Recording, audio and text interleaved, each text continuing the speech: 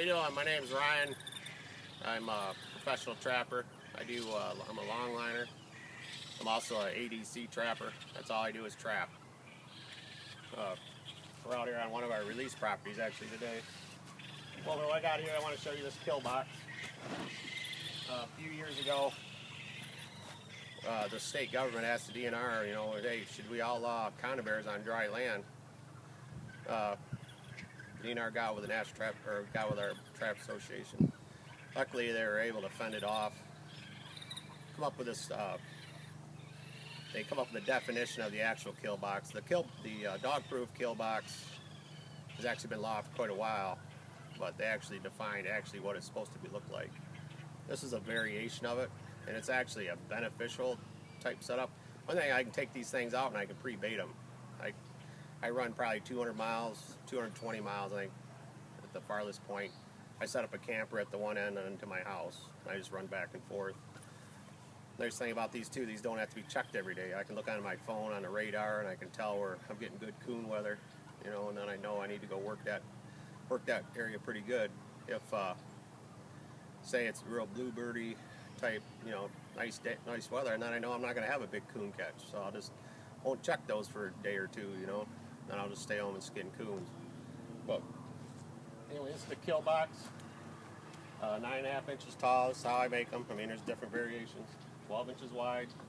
The reason I go 9.5 is because when I'll lay 5 sheets of plywood all together, and I'll nail them all together, and I'll cut 5 sheets at once. Make the rips. I'll take a chalk line and snap out each line. That way I ain't got no waste. And nice thing about it being short, I can fit a lot of these in the truck, or I can prefab them. Sometimes I'll prefab them and put them together. Basically, what holds this box together is construction adhesive. All it is plywood and 1-by. That's all it is. I catch 5X coon in these all the time. With the 6 inches here, it does make it a little bit harder to get the conibear in there, but you just gotta slowly feed it in there. Put it in there like that, and that's the set, other than wiring it off to a tree, obviously. What I want this thing to do is when the coon gets captured, I want it to fall out. That way the other raccoons can come in here and feed on the bait in here.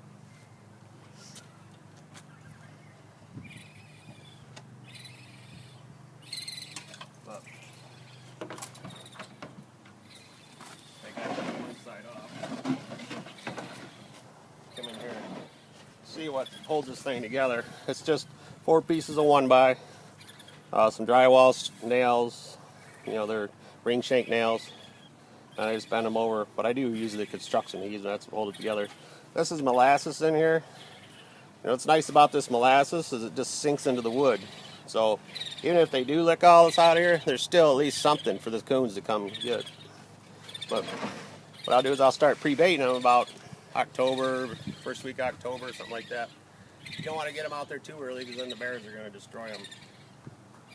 And then I can go ahead and wait until the coons prime up. In the northern part of the state, I'll wait until generally about October 20th. Then I'll lose that slaty color in the big bore. I don't trap anywhere near water. I try to stay away from any water until I start getting closer to December. That way I'm not catching all these little coons, the young kit coons and stuff like that. That ain't worth nothing. I don't want to flood the market with that.